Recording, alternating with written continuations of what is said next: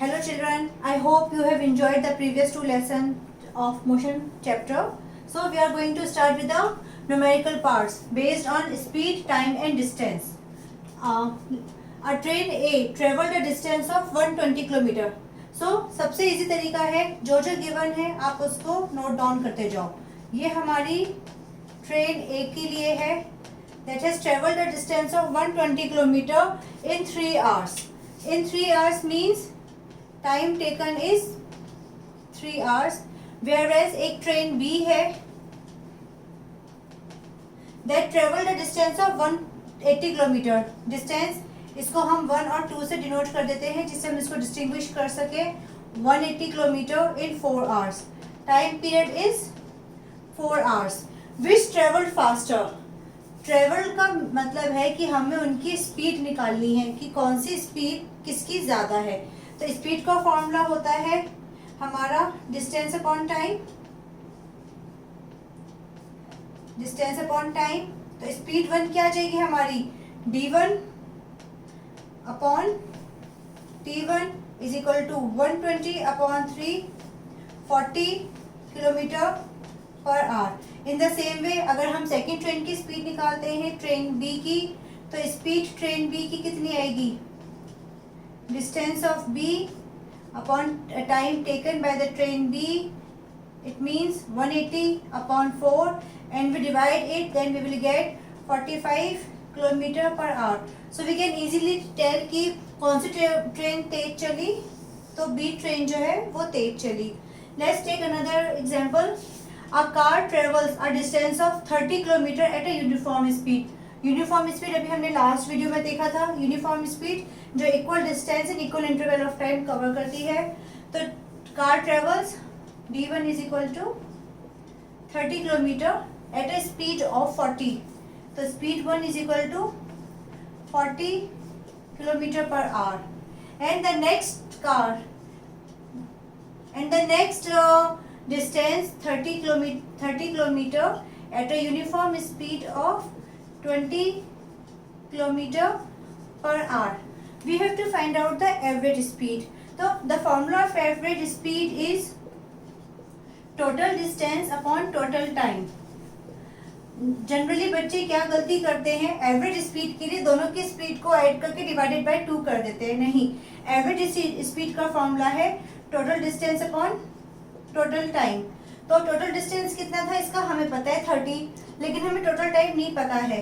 तो पहले हम टोटल टाइम निकालेंगे. टोटल टाइम कितना हो जाएगा, डिस्टेंस अपॉन स्पीड मतलब 30 upon 40, it will come out to be 3 upon 4 t1.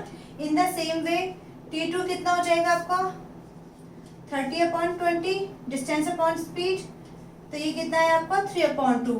तो टोटल टाइम कितना है हमारा t1 plus t2 that is equal to 3 upon 4 plus 3 upon 2. LCM लेते हैं 6 प्लस 3 9 अपॉन 4. तो एवरेज स्पीड का अब हम लगाएंगे. हमारे पास टोटल डिस्टेंस भी पता है, टोटल टाइम भी. टोटल डिस्टेंस मतलब d1 प्लस d2 और टोटल टाइम कितना है t1 plus t2. d1 plus d2 कितना था आपका 60. t1 प्लस t2 कितना है 9 अपॉन 4. तो अगर हम इसको डिवाइड करके सॉल्व करते हैं 60 into 4 upon 9. So while calculating all this we will get the answer as 266.6 kilometre per hour. So ये आपको सिर्फ 2 एग्जाम्पल दिए हैं, but you have to go through all your NCERT book numerical part कि जिससे ये टॉपिक क्लियर हो जाए. अब इसी में हमारा स्पीड के बाद एक टॉपिक और था वेलोसिटी, जो बिल्कुल स्पीड की तरह ही आपका है. जैसे कि distance is equal to displacement होता है, सिर्फ उसमें मैग्नीट्यूड का फर्क है. वही सेम डिफरेंस हमारा स्पीड और वेलोसिटी में भी होता है. स्पीड थी हमारी distance travelled upon time taken. Velocity है, मेक अ नोट, ये डिस्प्लेसमेंट है. Displacement upon time. Distance upon time मतलब जो उसने एक्चुअल पाथ कवर किया उसका टाइम. और वेलोसिटी क्या है, डिस्प्लेसमेंट अपॉन टाइम. तो जैसे स्पीड डिस्टेंस हमारा स्केलर क्वांटिटी थी, इसी तरह स्पीड भी हमारी क्या है, स्केलर क्वांटिटी है। डिस्प्लेसमेंट वेक्टर थी तो हमारी वेलोसिटी भी क्या है, वेक्टर क्वांटिटी है। स्पीड की यूनिट क्या थी, मीटर पर सेकेंड। वेलोसिटी की भी यूनिट क्या है, मीटर पर second. The basic difference between speed and velocity is that कि speed required only the magnitude, velocity required both magnitude and direction. Again, distance can never be zero. In the same way, speed can never be zero. क्योंकि displacement zero हो सकता है when your initial and the final position is same. In the same way, velocity भी आपकी zero हो सकती है। This is the basic difference between speed and velocity. इसी के ऊपर आपके जो चैप्टर में है थ्योरी पार्ट को आप ध्यान से उसको स्टडी कीजिए और उसी के अकॉर्डिंगली इनकी डेफिनेशंस को प्रिपेयर कीजिएगा। वेलोसिटी के लिए हम सिंबल यूज करते हैं स्मॉल वी, डिस्प्लेसमेंट के लिए सिंबल हमारे वही यूज हो रहे हैं। इस बात का ध्यान दीजिएगा कि ये स्मॉल लेटर में ही यूज आए। आप इनको कैपिटल में लिखेंगे तो आपका सारा क्वेश्चन जो है वो चेंज हो जाएगा और आपके मार्क्स उसमें कट सकते हैं, ठीक है। और जैसे आपने यूनिफॉर्म स्पीड का किया था, सेम वे में आपका यूनिफॉर्म वेलोसिटी भी आता है, सेम डेफिनेशन है, सिर्फ आपका डिस्टेंस की जगह कौन सा वर्ड आ जाएगा, डिस्प्लेसमेंट आ जाएगा। So I hope all this is clear to you. अब इसको एक्सप्लेन करने के लिए वेलोसिटी कैसे जीरो है और स्पीड क्या है उसको हम लोग डिस्कस करते हैं।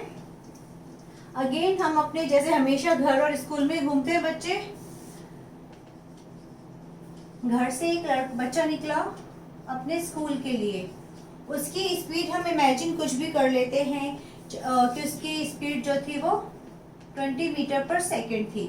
वो अपने घर से स्कूल गया और वापस आया तो 20 मीटर पर सेकेंड की स्पीड से ही वापस आया। तो इसकी जो हम एवरेज निकाल सकते हैं, हमें डिस्टेंस और टाइम गिवन होगा। सपोज उसका डिस्टेंस 100 मीटर था और टाइम था उसका 5 सेकेंड। इस केस में भी डिस्टेंस उतना ही रहेगा ना, जितना घर से स्कूल गया, स्कूल से घर आया, डिस्टेंस उतना ही रहा, टाइम इतना ही लगा। तो आप उसकी एवरेज स्पीड निकाल सकते हैं total distance upon total time करके। टोटल डिस्टेंस कितना था हमारा, 100 + 100 अपॉन 5 + 5, 200 अपॉन 10, तो कितनी आ गई, 20 मीटर पर second. What about average velocity, average velocity is equal to displacement upon time taken.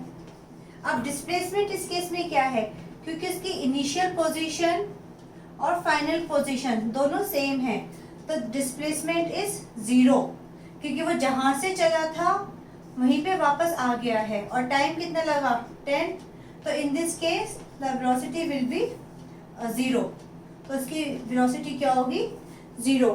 सो इस तरीके से हमारे पेपर में क्वेश्चंस आते हैं, but you have to aware कि इजी क्वेश्चंस होते हैं, आपको ध्यान से करते हैं।